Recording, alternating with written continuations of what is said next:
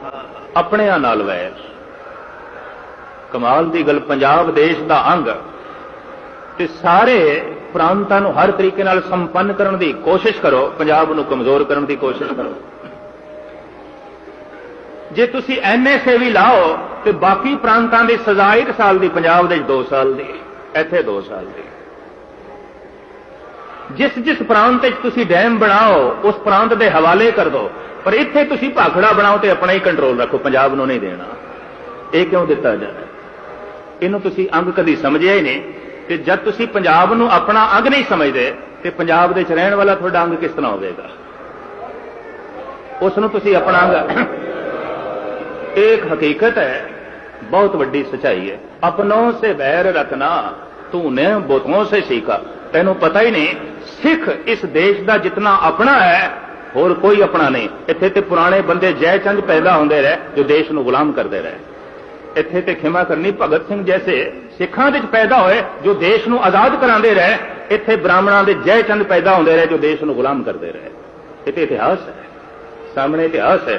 साडे विच तुसीं एक जयचंद पैदा करके दिखाओ, इतिहास पढ़ के वेखो पुराना। जयचंदां दीयां डारां लगियां पईआं ने इन्हां विच, अथा अनंत। ते कमाल दी गल, अपनों से बैर रखना। इकबाल कहंदा है बई मैं इस देश दा वासी हां, मैं इस देश दे च रहना, इस देश दे जमिया पलिया, मेरे पिता पितामह इस देश दे, पर अपनों से बैर रखना तूनो बुतों से सीखा। जंगो जदल सिखाया वाइस को भी खुदा ने, तंग आके मैंने आखिर। हुण ये शहर गुरु रामदास जी दा वसाया होया ना, ते कदम कदम दे हर चौक दे कुछ ऐसे आकार बनाए जान पत्थरां दे जिथों गुरु रामदास की झलक हर पासे मिले। शहर गुरु रामदास का, ते तुसी सारे शहर घूम फिलो, खिमा करने इस तरीके के अंकार बनाए गए ने जिहदे नाल गुरु रामदास जी नूं भुल जान, ये लोग भुल जान। अपनों से बैर रखना तूनो बुतों से सीखा। हद हो गई, इन्ना मुतसबपना, इन्नी तंग दिली जो मैं इस शहर में घूम फिर के देखदा। अपनों से बैर रखना तूने बुतों से सीखा, जंगो जदल सिखाया वाइस को भी खुदा ने, तंग आके मैंने आखिर दैरो हरम को छोड़ा, वाइस का वाज छोड़ा, छोड़े तेरे फसाने। गुरु तेग बहादुर साहब जी महाराज ने अपनी जान दे दिते तिलक ते जनेऊ की खातर। ते तिलक धारी जनेऊ धारी कदी जो है सरेआम नहीं कहता कि मेरा जनेऊ बचे है गुरु तेग बहादुर साहब जी की मेहर का सदका, बख्शिश का सदका। कोई कहता वैरी हो गए।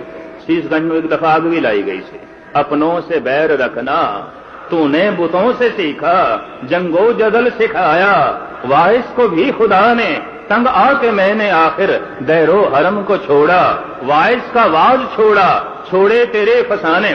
20-35 साल पहले इकबाल ने यह गल आखी है कि 600 साल पहले कबीर कहता है हमरा झगड़ा रहा न को, पंडित मूला छाड़े दो।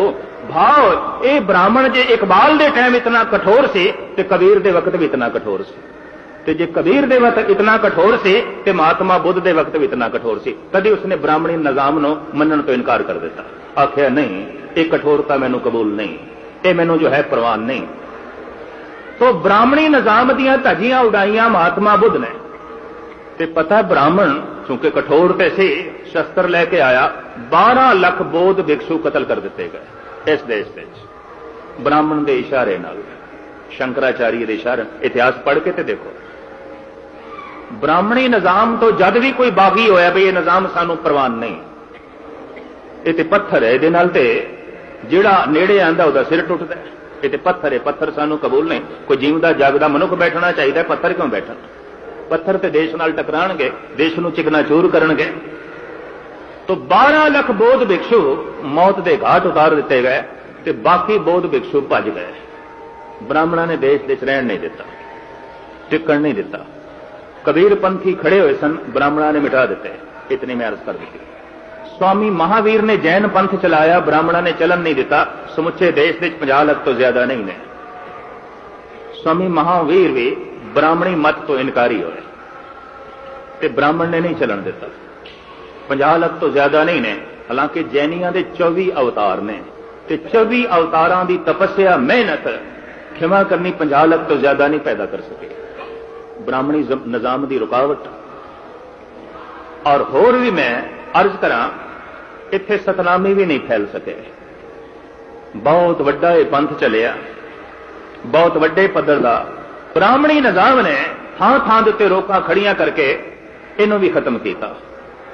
ते फिर आए गुरु नानक, कहने लगे नहीं पहनना मैं जनेऊ। भावें सदियां तो परंपरा मेरी उम्मत दे यही है कि जनेऊ पहनते ने, पर मैं हुण इस परंपरा नूं तोड़दा, मैं नहीं जनेऊ पहनना। 9 साल दे गुरु नानक, हिल गया ब्राह्मणी समाज है। ये 9 साल का बच्चा बागी, ये जनेऊ नहीं पहनता। जे अज कहंदा है जनेऊ नहीं पहनता, तो कल कहेगा मैनू वैदिक रीति प्रवान नहीं, परसों ये कहेगा मैनू ब्राह्मणी निजाम प्रवान नहीं। हुणे तो ही रोकां लाओ।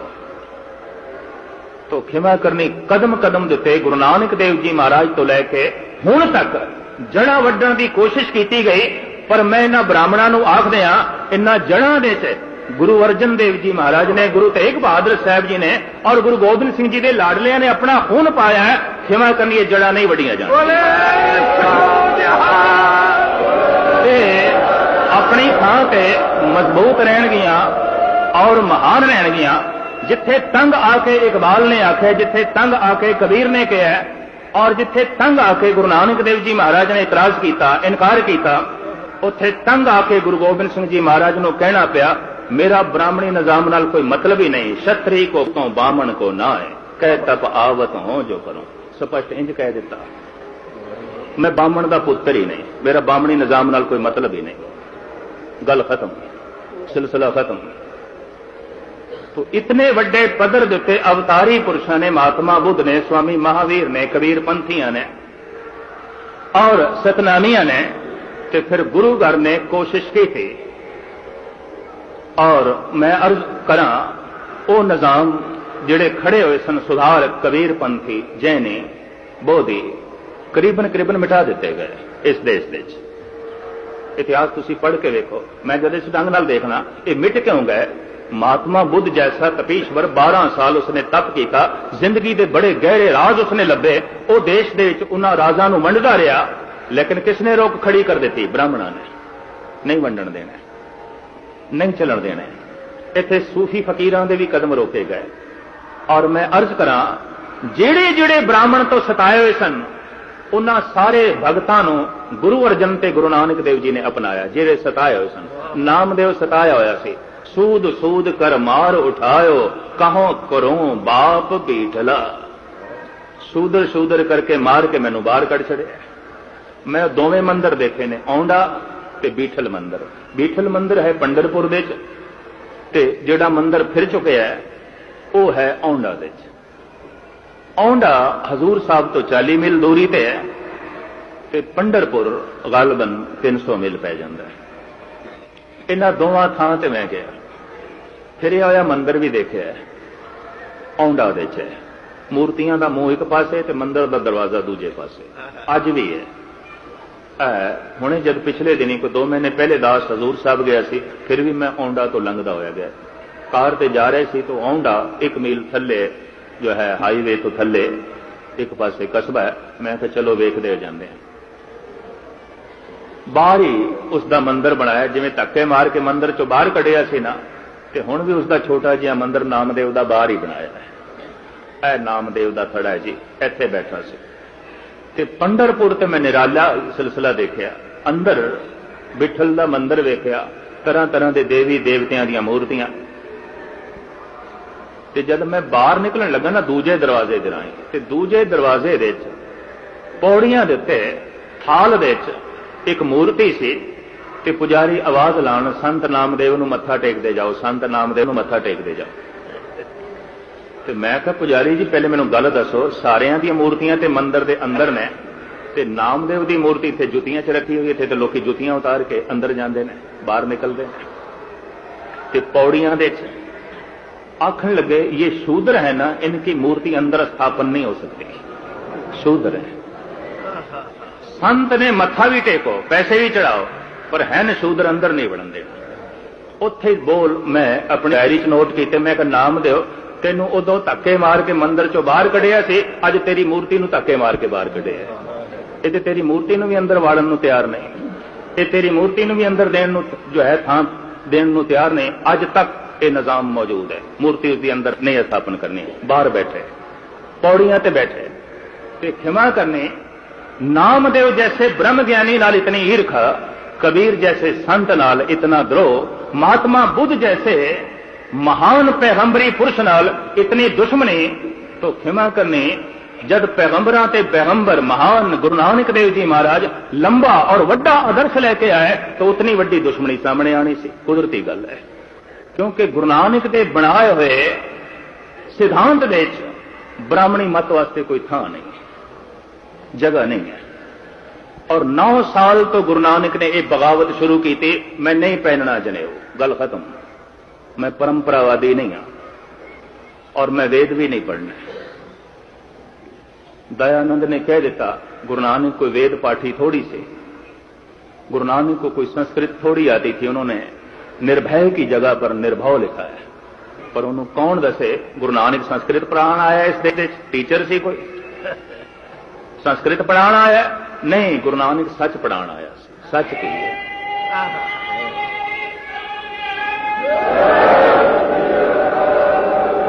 ये भाषा के अलग अलग भांडे ने, चाहे वो अरबी है, फारसी है, संस्कृत है, पंजाबी है, सिंधी है, बंगला है, मराठी है, ये तो भांडे ने। देखना तो यह भांडे विच भोजन की है, ये तो भांडे ने। भोजन छकण लई भांडे चाहिए ने। ये अरबी एक भांडा है, संस्कृत एक भांडा है, इंग्लिश एक भांडा है, पंजाबी एक भांडा है, और इसी तरीके नाले बर्तन है बंगाली, सिंधी, मराठी। सवाल तो यह है, भांडे च है कि भांडा सोने का होवे ते भांडे दे च मिट्टी होवे ते भुख मिटेगी मिट्टी खा के? ते जे भांडा अगर मिट्टी का होवे ते ओदे 36 प्रकार का भोजन परोसिया होया होवे, खिमा करने छक के तृप्ति मिलेगी। और अवल तो मैं मनता ही नहीं कि कोई भांडा मिट्टी का है, सारे भांडे सोने के हैं। चाहे वो संस्कृत है तो चाहे फारसी है, चाहे अरबी है तो चाहे पंजाबी है, चाहे उर्दू है तो चाहे बंगला है, चाहे मराठी है, ये सब भांडे सोने के ने। पर भांडे की महानता सोने करके नहीं, भांडे की महानता होगी भांडे च है कि। अगर भांडिया पखंड है, भांडिया झूठ पिया है, भांडिया वितकरे पे ने, भांडिया दुश्मनी पई है, इन्हां भांडिया की करिए? छक के क्या तृप्ति मिलेगी?